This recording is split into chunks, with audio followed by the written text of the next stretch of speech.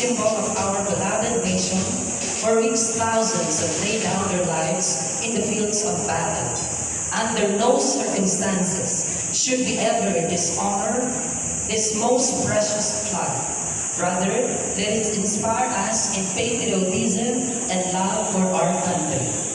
Let us all sing with pride the Philippine National Anthem to be led by Mr. John Raymond A. Daro, Academic Excellence Awardee with high honors.